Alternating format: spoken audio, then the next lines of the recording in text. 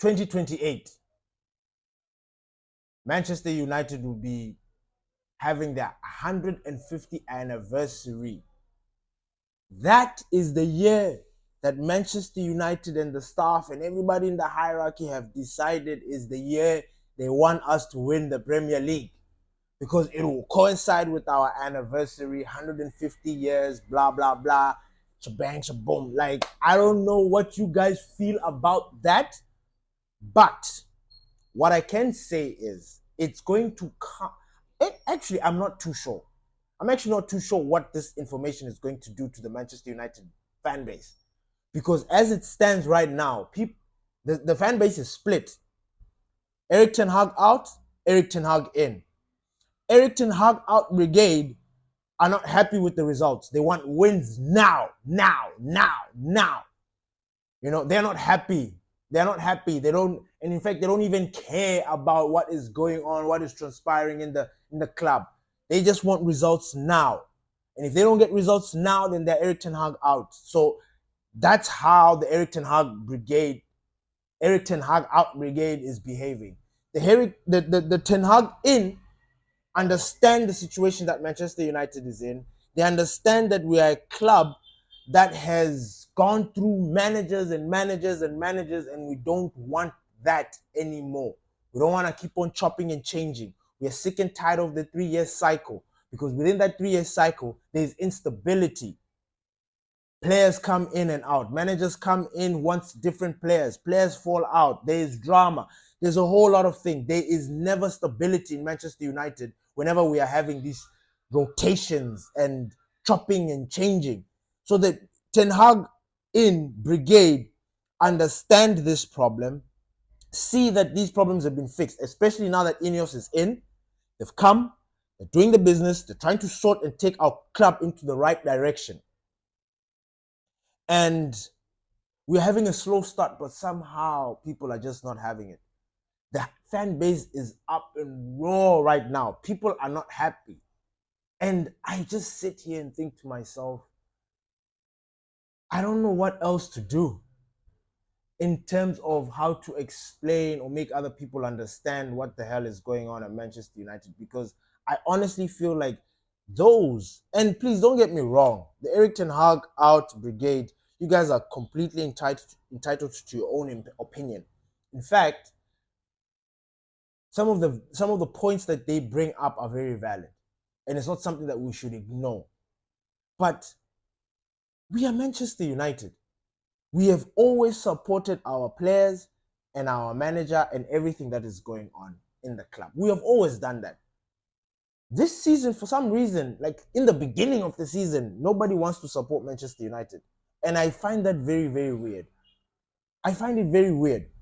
I find it weird because the improvements from last season are very evident. And only those that don't care about Manchester United or couldn't care less about what we do with our club will not pick up on this. But the Manchester United fans, they understand. They see the changes. And I will always go back to my famous comparison. When I talk to Pastor D, I always give him this comparison. And I'm sure he's even tired of it, because it's like, and I don't even know, maybe he thinks, what? I don't know. Maybe he's trying to understand, why does Ben use that analogy? You know, what point is he trying to make? Anyway, so I use this this scenario that happened last season, right? So last season was arguably one of our worst seasons ever, period, in Manchester United, in the history of Manchester United. It was plagued with injuries, players off form, strikers not firing, drama in the club. It was just a whole shebang. It was just wild. And amidst that, within that chaos, we tried to play football, which just, by the way, it just wasn't working out. It wasn't panning out. Our defense, arguably, one of the biggest problems that we experienced last season, the defense, completely broken. I don't know how many pairings we had. You guys know the story. But can you believe that that defensive mess that we had at the back was able to do its job as compared to our attacking boys? Now I know that's weird to say because it's like, but then when you look at it, when you look at football, it's like, listen, the strikers score goals, and we, the defenders, will try and keep goals out of our goal post. You understand what I mean? So it's like, you do your job, you do your job. Everybody has to do their job. And for me personally, last season, I felt like our attackers didn't do their job. Our defense, albeit was so fucked up, did its job. Held some clean sheets. We did well. Because I'm trying to compare it to a fully fit attacking, like our attackers. Not all of them were injured. I think maybe the one that was injured the most was Ahmad. Yeah, only him. Rasmus was in and out, but he was there. Rashford, Garnacho, Anthony, Sancho, until he left for Borussia Dortmund and all that other stuff. So you see, there was all that going on at Manchester United. But and people complained, people shat on us, people didn't want to listen to us. We understand that. This season we've come in, we've fixed an issue. Our defense is not leaking like last season. I think last season by this time we were like what, double digits conceding goals. It was ridiculous. We didn't even understand Onana. We wanted Onana out, but the situation has been sorted out this time. Albeit it's not even our full back line, but it's doing its job. The only thing that remains consistent is our attack. Our forwards are not scoring. Last season they didn't score. This season they're not scoring. And people are complaining. People are like, why are we not scoring goals? Why are we not putting teams to bed? And I sat there thinking to myself, I'm like, yeah, for the longest time we've been giving these guys opportunity, leeway. And rightfully so, because this is just the beginning of the season. You understand? I'm not saying that we shouldn't do that, but the way people are demanding success, demanding results, it's almost like, oh, okay, if these guys are going to be harsh like this, and I'm speaking about the Ten Hag outers, because I have been privileged to have a conversation with a couple of Ten Hag outers.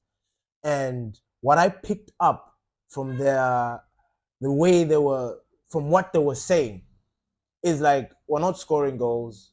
You bought all these players, useless players. Everything is Ten Hag, Ten Hag, Ten Hag. Chance creation is because of Ten Hag. We are not scoring goals because of Ten Hag. Like, all the blame is going to Ten Hag. And I'm sitting here thinking to myself, like, okay, you know what? Erik Ten Hag is not immune to criticism. In fact, he has made some very dubious decisions of late that deserve criticism, that deserve to be put under the microscope. 100%. 100%. But I feel like the criticism and the anger and everything else is misdirected. I'm sitting here thinking, I was asking them, why are we not going in on the players? Why? Why are we not going in on these players? It's not good enough. If you guys are going to demand immediate success, if you're going to demand all these things now, here, now, then it means that the players that we have there are not good enough, because they're not going to give you what you want. They're not going to give you the goals that you are seeking in right here, right now. And then there's this silly comparison. Look at Liverpool. Look at Man City. Look at Chelsea. Chelsea, by the way, last season didn't have European football. Remember when we talked about Chelsea last season? We said Chelsea. In fact, I spoke about this. I said, I wish Manchester United doesn't make it into Europe. Doesn't make it into Europe. Nothing. We just play domestic football. That was my wish. And when I say it was my wish, it's by no means trying to diminish anything. No, I just felt like we needed a restart. A restart where we have plenty of time to work on our game. Right now, there's no time. You saw the interview with Erik Ten Hag. He's talking about, like, listen, once the season begins, there's no time to start working on these things. The only thing that we can do is just work on the patterns of play, and these players need to turn up. You understand? So you can't honestly, how are you supposed to do that when you're not getting the proper preseason training, all these things? Like, there's no time for that. You understand? So that's why in my side, I was like, you know what? If we don't make it into Europe, touch wood. And obviously, I meant it with love and respect to the club. And also, there were a lot of mitigating circumstances. I felt like we didn't deserve to be there just because of the way we played last season. You know, I didn't think that it made sense. Obviously, in a financial point of view, making money for the club and all that jazz, blah, blah, blah. Cool. But then the football suffers. So I remember comparing, looking at Chelsea. I remember talking about Arsenal the season before their first title charge. That previous season, they had no European football. They had nothing. They were just doing their own. Like, Arsenal had plenty of time to work on what they were. Obviously, yes, Arteta has been here longer, 4 years, 5 years, whatever you want to call it. But that one season where they didn't have European obligations, that was everything to Arsenal. And I remember thinking, if Arsenal doesn't come back strong, it'll be crazy. And then Chelsea, the same thing. And I kept thinking last season, I'm like, I was so upset why we didn't beat Chelsea last season because of how dysfunctional they were. This season, they're a bit different. Obviously, I still don't rate them, but things have changed. They've improved. They are better than they were last season. And obviously, when you look at how fast or seeming, or how can I say, how quick it was for them to get into the groove of things, it's because a lot of these players spent a lot of time together. You know, Manchester United, like, bro, I don't know. There is a weird thing that happens between pre-season and beginning of the season that we will just never understand until, I don't know, injuries, some weird fatigue, weird things happen there.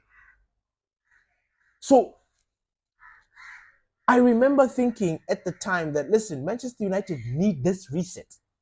I remember having this conversation with D. I think I was like, nah, man, we need this reset because we don't have these obligations, traveling, what. Nah. We're within the country. We're just playing domestic football and just waiting for the weekend. And with that, and if we continue to get battered while we're spending 5 days training, resting, and all these things, then there's a discussion like, listen, get out. But right now, with all the obligation, football obligations, Carabao, Champions League, Premier League, Europa League, like the list, like football is just going and going and going, and which means there's no time for people to start getting their things together. And Erik Ten Hag mentioned something like that. I think it was talking to Rio, or was it Van Nistelrooy? I don't know. I forgot. But he was basically telling us that right now there's no time for us to work on those other things. It's just getting the combination right and the passage, the combination, sorting those things out and making sure that these guys train well and are fit. But trying to train, that ship has sailed. The preseason is over. The season is already underway. So there's no time for them to start going to this textbookness and start. There's no time. You need to start playing. So I have understood the ones that want Ten Hag out because they want success right now. They want results right now. I get that.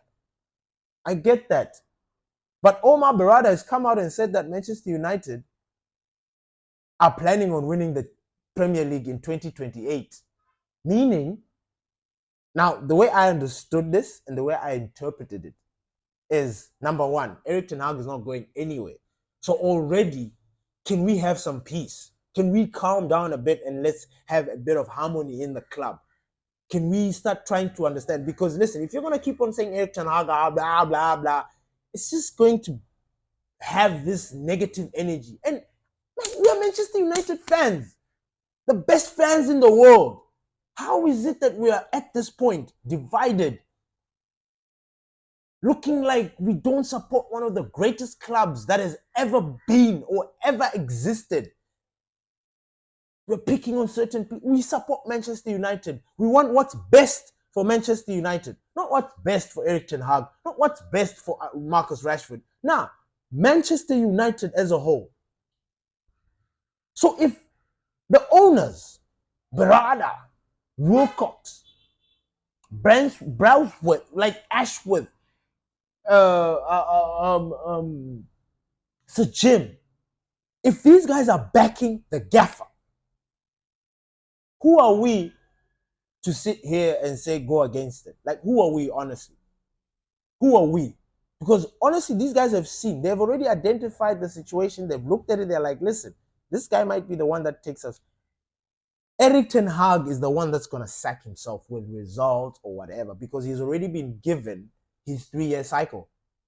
Unfortunately for Erik Ten Hag, his 3-year cycle was plagued with bullshit. And nobody will ever admit that.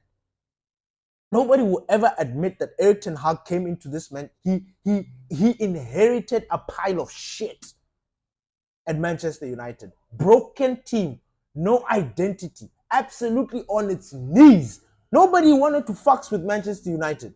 No one. Like, we were so down and out. I remember. Here comes Erik Ten Hag, the hope. Somebody that, and I remember at the time, you know, we were complaining about identity, complaining about the style of football, complaining that we are just like, it's just individual players that have just been put there to play. I remember we complained and complained and complained. And when Erik Ten Hag was now being tipped to take over Manchester United, it was all good vibes. You wanted him because he was a disciplinarian. You wanted him because we were sick and tired of the changing room leaks, players this, that. Like, it was just a mess at Manchester United. Erik Ten Hag came in and tried to stabilize things. Arteta is very famous at Arsenal for coming in and wanting to put things right according to how he saw fit. Getting rid of Aubameyang, getting rid of Ozil, getting rid of Lacazette, getting rid of big players.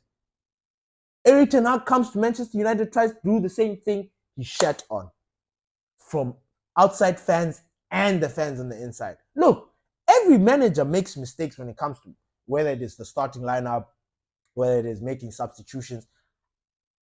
A lot of managers make mistakes. That is not fucking common. Like, that's not, it's not, oh my God. No. Yes, Erik Ten Hag makes quite a few. But tell me a manager that doesn't make mistakes. Tell me a manager that has delayed to make the substitution or put in the wrong substitution. These things happen. These things happen. Unfortunately for us, when it happens, it is catastrophic. It is World War III. Everything is coming to an end. So I don't get, in that aspect, I don't understand. And had to deal with Sancho, Greenwood, CR7, the list goes on. Varane at one point. It is a lot. It is a lot. It is a lot. I don't think Erik Ten Hag gets enough credit for putting Manchester, like this team that you see right now in front of us. Like, if you guys understand, like, it took a lot for us to be where we are right now. And people, for some reason, have forgotten all of that. It's like, nah, yeah, we've been here, but we still want results. All these players that we've bought, we still want results. Give us results. Hey, I hear that. I understand that. I sympathize with that. Like, in fact, when we lose or when we draw, I feel the same pain. I do. But I'm seeing the bigger picture here.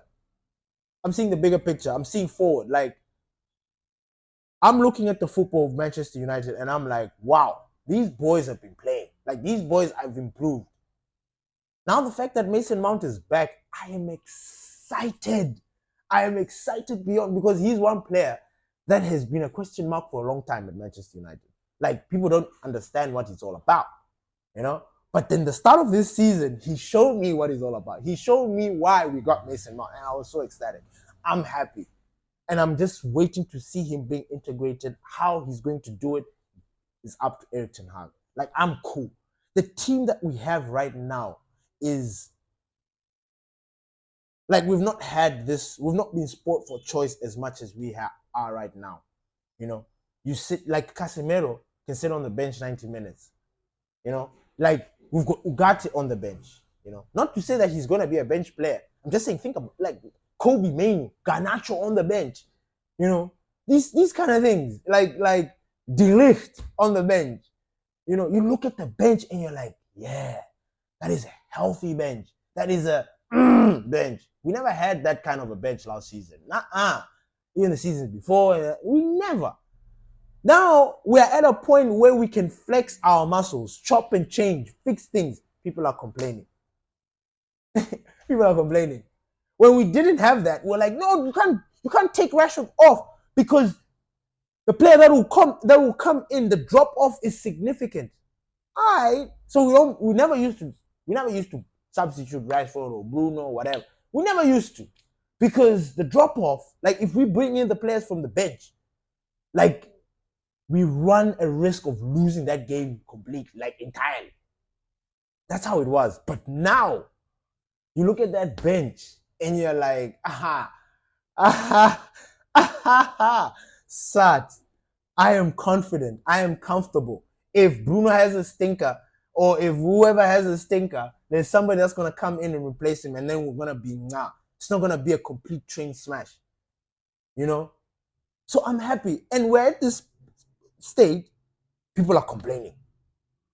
Erik Ten Hag is damned if he does, damned if he doesn't. Like, if he picks this guy, he will always be criticized. Like, Manchester United is just like that. Erik Ten Hag is going to be criticized. Like, you look at Erik Ten Hag, we are not at a place in the league that is very comfortable and happy, but somehow all the stories, all the headlines, everything is at Manchester United. How does that work? Shouldn't they be talking about Man City or Arsenal, the teams that are really actually doing it?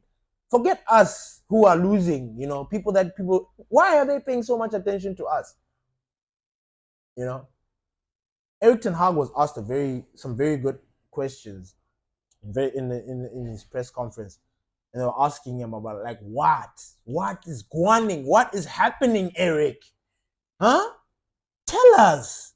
Why isn't this team firing? You know? And I looked at Erik Ten Hag's face, and it was all written in his face. Like if he could, he would be like, listen, if I could play for these boys, I would have done that. Like, I'm sure he wants to say something like that. Because these players, and how the Erik Ten Hag out brigade doesn't blame the players is beyond me. It really is beyond me. Because how? Is Erik Ten Hag the one who's going there to header? Is he the one who's pressing? Is he the one who's supposed to do his zonal marking? Come on. Anyway, I look at Erik Ten Hag and he answers, and he's like, listen, we're not scoring goals. He is agreeing with us, the manager. He's agreeing with us. He's saying we're not scoring goals. So at that point, when he says we're not scoring goals, do you honestly think that it is his fault, his substitutions? Like, come on. You gotta be real. We need to look at these players. Why have we stopped looking at Marcus Rashford? Just quick question. Why? Why have we stopped? Is it because he's dribbling? He's going past players? You know, he's looking like his old self? Where's the end product? Because you guys want goals. Why are you not going in? Because we want goals. Garnacho. You know, I don't want to go in on Garnacho and Ahmad and Xerxes, all these guys. Only because, first I knew, Ahmad, this is his first breakout season. Garnacho was one of our best seasons last season. So I have hope. I believe. And I'm very patient. I'm watching them do the business, and I'm like, these kids, once they start getting it right, they're going to be unstoppable. But you guys want goals now. You want to win now. Forgetting all the external factors and circumstances and things that are happening at Manchester. You want now. Cool. If you want now, then you better start criticizing these boys now. That's what I'm saying. You can't have it just one side. You can't just criticize, say we want goals, and then you skip the players and then you jump to Erik Ten Hag and say Erik Ten Hag is the reason why we're not scoring goals. The reason why we're not creating chances. Man, those statements were wild, by the way. I was like, what? So, you understand what I mean? How did we get to this point? For people to start thinking that, the players have got no problem. Like, they've got no fault whatsoever. Xerxes scored 1 goal. Bruno has been dismal. Like, our attacking has just been poor. And I go back because I saw this interview with Paul Scholes where he's like, these players are not good enough.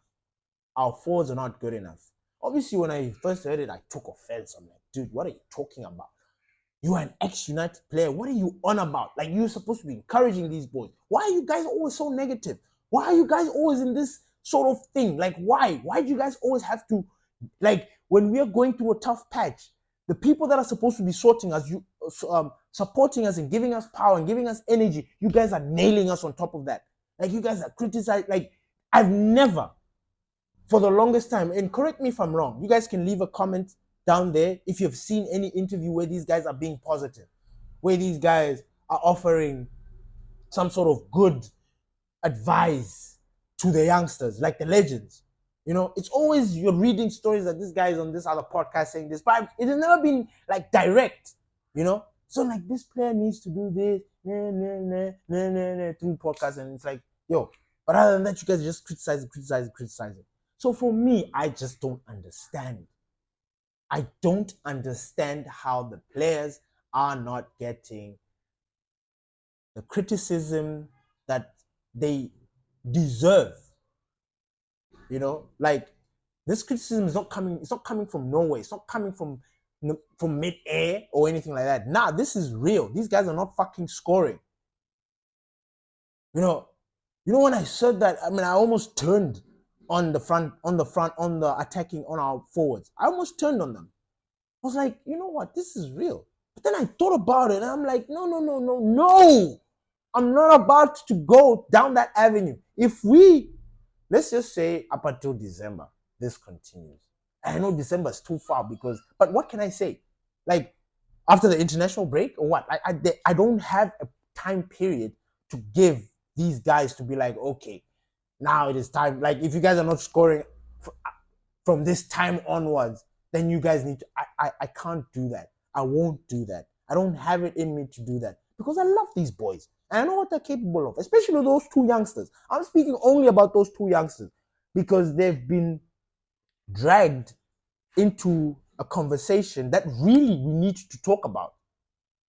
Like, we really need to talk about this. You know, it's not something that we just, because if we're gonna sit here and start complaining for nothing, just noise. Hey, we're not scoring.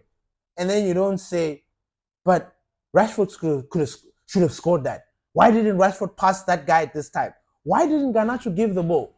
Why didn't Xerxes do this? Like, if we don't start asking ourselves these questions, then you understand that you are a Manchester United fan and you are giving them time. And stop with this bullshit. Stop with this, Erik Ten Hag. I'll like, stop it. Because you understand you're just being a prick. You're just being a spoiled brat. You're just being like a Chelsea or an Arsenal. Whenever their clubs are in crisis, whenever something is going wrong in their clubs, they want out. They want the guy out. We are not like that. We are Manchester United. We've never been like that. You know, we let the manager or whatever, we let them sack themselves. So I don't know how people are going to take this, especially the Ten Hag out brigade, because 2028 is where they are saying, like, no, Manchester United will win the Premier League. So it means from now up until 2028, anything can happen. Erik Ten Hag could be sacked. He could stay up until 2028 building. They could use him not use him. They could continue backing him, you know, fixing players, because we still need to get rid of players from Manchester United completely. I'm talking about Maguire, Evans, you know, all those guys that have been here longer, that we just need to take them out and have a completely changed team together with our youngsters and stuff like that. It's going to take time. So I don't know. I'm actually happy that this story came out, because then it kind of like shuts down the conversation of this Erik Ten Hag out, and it just says, listen, guys, if Erik Ten Hag continues in his trajectory, if he continues picking players, making the wrong substitution, rubbing the fans the wrong way, we know you. I know you. You guys will turn on him. You haven't turned on him yet. Just like, I know you haven't, like, we haven't completely turned on him. But the moment we do, we always know it is a wrap for that manager. And right now, we're not yet there. We have not reached that point where it's like it's a wrap for the manager. No. So, with that being said, can we have a bit of peace? You know, we're playing Tottenham this weekend. It's gonna be a very, very difficult game. I should have talked about Tottenham, but yeah, I needed to address these internal issues, these small things that people are not understanding, or these things that are going on that are just like, you know. It's your boy Don Benito. Thank you for listening to the Glory Reds. Peace.